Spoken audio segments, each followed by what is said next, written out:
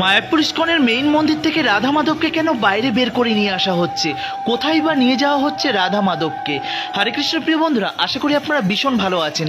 Sridham Mayapur ISKCON মন্দির থেকে আপনারা দর্শন করছেন, রাধা মাধবকে কিন্তু এখন বাইরে বের করে নিয়ে আসা হচ্ছে।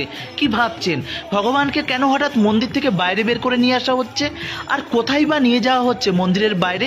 সম্পূর্ণ বিস্তারিতভাবে ভিডিওর মধ্যে আমি উল্লেখ করেছি। আশা করি আপনাদের ভালো লাগবে। সম্পূর্ণ ভিডিওটি দেখার আমন্ত্রণ রইল।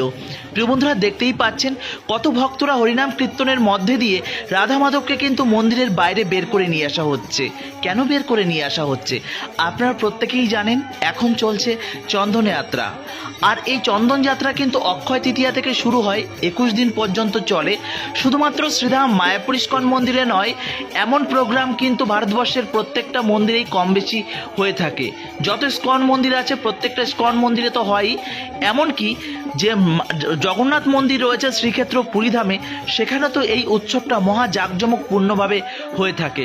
প্রিয় বন্ধুরা, দেখতেই পাচ্ছেন ভগবানকে নিয়ে যাওয়া হচ্ছে এখন সেই স্থানে যেখানে হবে এই রাধা মাধবের নৌকা বিহার। তার অপরূপ সৌন্দর্য আপনারা আজ দর্শন করতে পারবেন। প্রিয় বন্ধুরা, দেখতেই পাচ্ছেন এমন সুন্দর প্রোগ্রাম শ্রীধাম মায়াপুরে কিন্তু প্রতিনিয়তই কিন্তু হতে থাকে।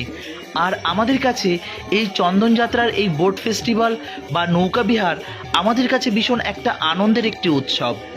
জানেন তো, ভক্তরা যারা কমিউনিটি ভক্তরা রয়েছেন এবং বিভিন্ন স্থান থেকে ভক্তরা আসেন, তারা কিন্তু এই নৌকা বিহারের জন্য ভগবানের জন্য বাড়ি থেকে কিন্তু ভোগ রন্ধন করে নিয়ে আসে এবং ভগবানকে সেটা নিবেদন করে প্রত্যেক ভক্তদের মধ্যে সেটা ডিস্ট্রিবিউট করে দেয়। প্রিয় বন্ধুরা, দেখতেই পাচ্ছেন ভক্তরা কত সুন্দর পালকি করে ভগবানকে নিয়ে যাচ্ছে। আর এমন দুর্লভ সুযোগ আপনারা কারা কারা দর্শন করেছেন অবশ্যই কমেন্ট করে জানাবেন। এবার আপনারা ভাবছেন যে এই প্রোগ্রাম কতদিন চলবে এবং আপনারা কি এরপরে এসে কি দর্শন করতে পারবেন? দেখুন, অনেকটা দেরি হয়ে গেছে। এই প্রোগ্রাম কিন্তু অলরেডি শেষ।